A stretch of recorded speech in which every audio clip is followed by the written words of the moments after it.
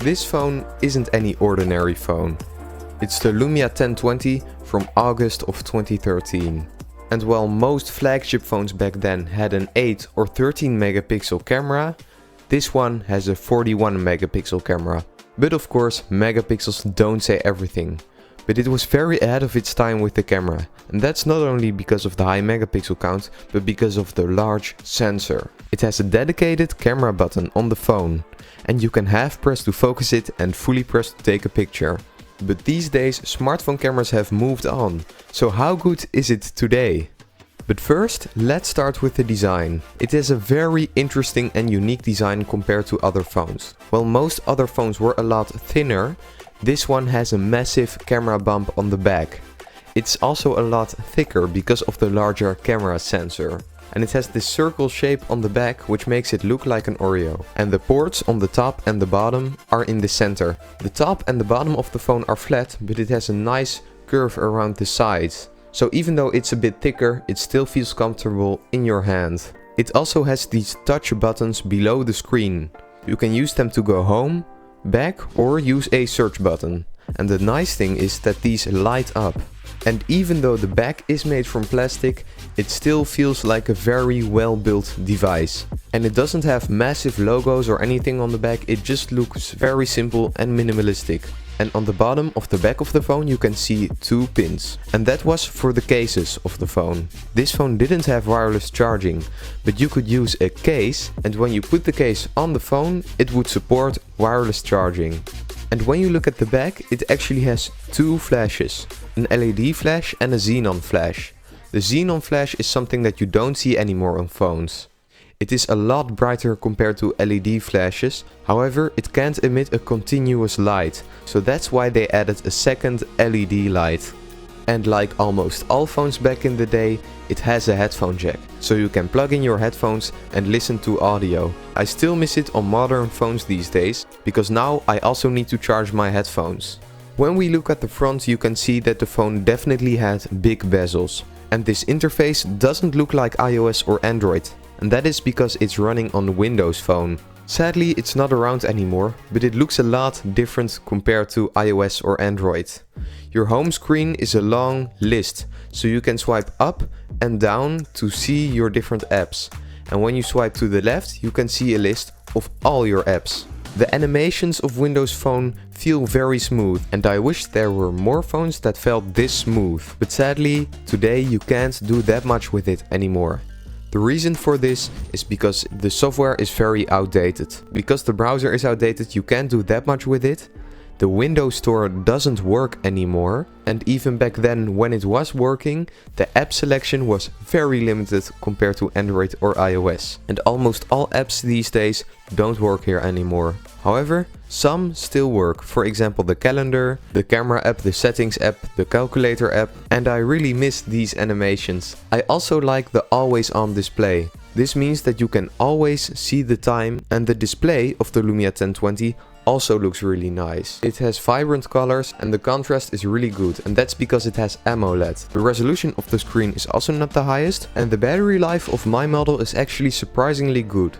It's not amazing anymore. Phones that are this old most of the time have a terrible battery life, but this one is still okay. This was also at a time where there wasn't USB-C back then, so you had the worse micro USB. The things that the Lumia 1020 wasn't that good at was the speakers. It doesn't sound good at all. It also doesn't have any nice unlocking methods, so you need to use a PIN code. No fingerprint sensor or face unlock. And also, the Windows Phone operating system was very limited even back then. There were almost no apps that you could use, and that is one of the big reasons why this phone didn't sell well. But now let's look at why this phone was ahead of its time, and that is the camera. The Lumia 1020 has a 41 megapixel camera on the back. However, it didn't utilize the full 41 megapixels, but only 38. But it could also downsample these images from 38 megapixel to 5 megapixels. It also has the ability to take photos in DNG or RAW format. And it could shoot videos in up to 1080p at 30 fps. But video wasn't its strongest point. The Nokia camera app had a lot of manual features, and I really liked the app. When you swipe to the left, you can see all the manual controls on your screen. And you can quickly adjust white balance, focus, ISO, shutter speed or exposure compensation. You could use the sliders and see the result in real time. And the manual focusing was a very nice option in my opinion. But of course it also has autofocus, and if you use the shutter button on the top, you can half press to focus and fully press to take the picture. Because the images were so large at the time, it took a lot of time to process the images. So once you hit the shutter button, it saves it and you will need to wait a bit. There was also a very interesting smart sequence feature. And it had a lot of very cool features that I wish more phones had. When you tap on the button, it will take a burst of images, all in a few seconds. Then after taking all these images, you can add focus effects, duplicating moving objects or removing them completely. So that gave a lot of interesting effects. But let's take a look at some sample images and see how it compares to today's phones. What you can definitely see is that there is a lot of detail, however it doesn't always focus correctly. It also doesn't have a lot of post-processing, so you can see that the dynamic range also isn't the best. Some things are overexposed, others underexposed, so shooting with backlight isn't the best idea. You can see that the images don't look as nice as images of smartphones of these days. But that doesn't mean that it's a bad camera, because you can see that the Nokia definitely captures a lot of detail. And instead of doing a lot of post-processing, it looks very natural, and some people prefer that, so you can edit it later to what you like. But because of the high megapixel count, you can also zoom in a lot further compared to other phones.